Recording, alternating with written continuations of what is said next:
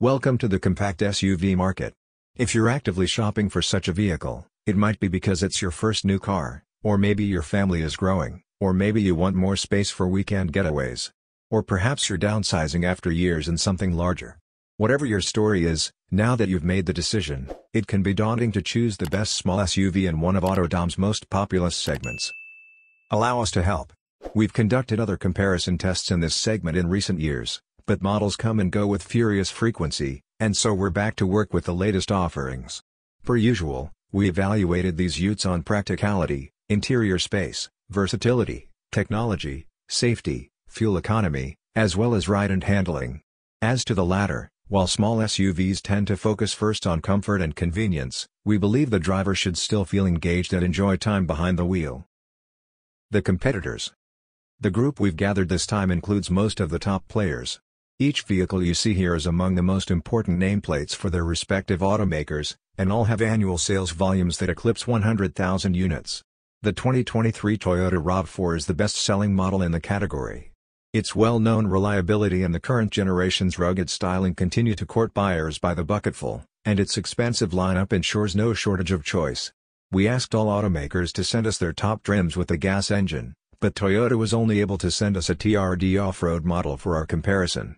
This version's adventure-ready look, higher ride, all-terrain tires, and two-tone paint stand out from the rest of the pack. The 2023 Honda CR-V is brand new, getting a complete redesign this year and adding new technology. For the 2023 model year, Honda mixes the gas and hybrid engines within one lineup, rather than splitting the hybrid off with its own trim hierarchy as before, with the X and XL getting the gas engine and the Sport and Touring being hybrid only. Our XL test car arrived with more than the basics but wasn't as well equipped as the other competitors. With a 1.5-liter 3-cylinder turbo engine, the 2023 Nissan Rogue Platinum is down one cylinder on every other SUV here. Even so, the new engine means the popular SUV has more power while simultaneously sipping less fuel, and its sophisticated styling and comfortable cabin are major pluses. The Kia and Hyundai entries look different outside, but under the sheet metal they share a lot in common. The 2023 Kia Sportage X Pro Prestige and 2023 Hyundai Tucson Limited are underpinned by the same platform, and they share the same heart, a 2.5-liter 4-cylinder engine making 187 horsepower and 178 pounds-to-foot of torque. They also both rank highly on value, offering tons of amenities. The 2023 Mazda CX-5 hasn't been updated in a few years, but it continues to be a favorite among enthusiasts. It delivers the company's trademark zoom and offers the most powerful engine in its class, a 2.5-liter turbo 4 with 227 horsepower and 310 pounds-to-foot of torque. It sacrifices other things, but Mazda puts the driver and emotion at the top of its list. Finally, the 2023 Subaru Forester Touring isn't the most handsome SUV out there, but it continues to be popular among outdoorsy types. With standard all-wheel drive and a boxer engine, the Forester Touring prioritizes comfort, all-weather peace of mind, and a quieter ride. Before we get started, a caveat: you're probably surprised there isn't an American player in this game. We invited the 2023 Ford Escape to join the fun, but Ford didn't have any examples available. The Chevrolet Equinox and Jeep Cherokee haven't received notable updates or redesigns. They finished in the bottom two spots in our last compact SUV big test, so there's no reason to believe they'd fare better now.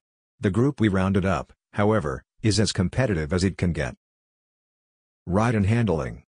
These SUVs weren't developed around a racetrack or with a dynamic feel in mind, but the segment has come a long way on that front.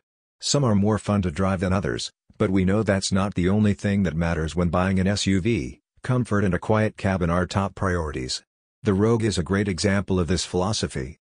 It delivers a serene ride while keeping the vibrations out of the cabin, favoring comfort over anything else. I commend Nissan for going with such a comfort-oriented chassis tune rather than making it stiff in an attempt to pretend to be sporty, Associate Editor Alex Lynn said. Its steering is light but well balanced, and its 3-cylinder engine's 201 horsepower and 225 pounds-to-foot of torque are plenty for a compact SUV. Power is plentiful and immediately available, and it never feels underpowered. Still, while we enjoyed the Rogue's ride, we had more fun in the CX-5. The jock of the pack, the Mazda feels at home on twisty roads and offers excellent body composure. Its steering feels closer to a sports car's, with loads of feedback and precision. "I'm really blown away by the maturity of its steering and ride," features editor Christian Seabaugh said. "Its turbocharged engine packs a punch. It reaches 60 miles per hour in 6.8 seconds, making it the quickest in our group by a landslide." Associate editor Bob Hernandez noted its brakes feel like they have the most bite, too, which increases confidence. Despite sharing platforms and powertrains, the Sportage and Tucson feel different on the road. The Kia's 8-speed automatic transmission is more refined, but both SUVs lack power. All Sportage X Pro Prestige models are equipped with all-terrain tires, making the ride a bit bouncier and noisier than in the Tucson Limited we had, but the Kia's steering ratio has a quicker feel. Otherwise, the Hyundai and Kia are effectively awash when it comes to how they drive, Seabaugh said. Both are underpowered and slow, but the Kia's superior transmission tuning makes this engine easier to live with. All editors were disappointed with the powertrain, especially considering each company has scored a recent Motor Trend Golden Calipers trophy, with the Telluride and Ioniq 5, our 2020 and 2023 SUVs of the year. The CR-V has long been a Motor Trend favorite. It won our SUV of the Year title in 2015 and 2018, it came out on top in the last big test we executed, and the new generation mostly sticks to the model's proven formula. The 1.5-liter turbocharged four-cylinder is carried over from the previous generation, still making 190 horsepower and 179 pounds-to-foot. The engine is well paired with the CVT, but it feels a bit stressed at moderate throttle inputs. "It sounds like it's working hard to provide the power that it does," Len said. Its ride, however, is composed and serene. It stands out by doing everything reasonably well. Associate road test editor Eric Iapana described the CR-V as the best handler of the bunch, yet some editors had a harder time getting used to its brakes, which lack strong engagement at the top of the pedal travel.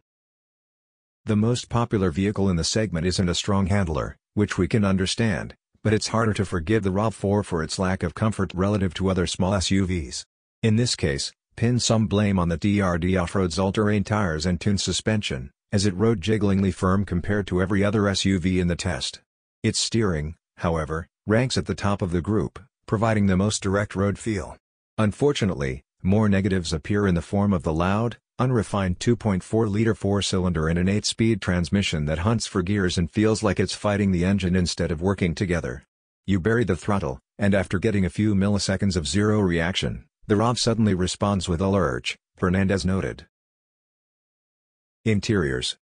With Lenz's frame reaching an impressive 6'10", our big test judging crew had an opportunity to test the limits of interior space and driver positioning, while also zeroing in on overall comfort, cargo room, technology, and utility.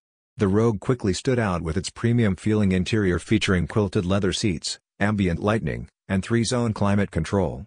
The Rogue is the most expensive of the group, $1,320 more than the RAV4, and it feels like it. Features like the Rogue's panoramic roof and small things like the soft dents of the switchgear are further upscale, Fernandez said. But we were let down by its infotainment screen, which is laggy and displays dated graphics. The CR-V has always been about versatility and interior room, but the new generation takes a step backward. The rear seats can only be folded from the seatbacks and no longer have the option to fold flat from the cargo area. The XL, the second highest trim in the CR-V lineup, doesn't have rear USB ports, something the previous model offered on every trim except the base. The 9.0-inch touchscreen looks small in this competition, and its infotainment system already seems old. Worse, the backup camera only fills about half of the screen instead of using the entire display. But there are many positives. The seats are comfortable, and the cabin design is smart, airy, and uncluttered. Iapana called it the Marie Kondo of interiors. We preferred the Sportage's cabin design over the Tucson's. The curved display in the Kia combines the infotainment and digital gauge cluster into a single panel, giving the interior a chic and avant-garde look. And the Kia's attention to detail, such as cool air vent designs and hangers on the back of the headrests, distinguish the Sportage from its competitors. "I can take or leave the exterior," Seabaugh said, "but I hopped into the driver's seat and was immediately impressed with how warm and welcoming the Sportage felt, with its faux wood trim, large, curved infotainment display, and metallic accents that tie into the meaty D-ring door handles. Although we like the Kia's styling, having the HVAC and radio controls contained in one touch-sensitive panel that swaps between them is a step in the wrong direction. The same knob is used to turn up the volume or temperature. It's odd and awful." The Tucson uses individual buttons for those functions, but we found them a bit hard to use while driving, as they're too close to each other. However, we appreciated its cleverly packaged center console. The push-button shifter allows for easier access to the center storage bin.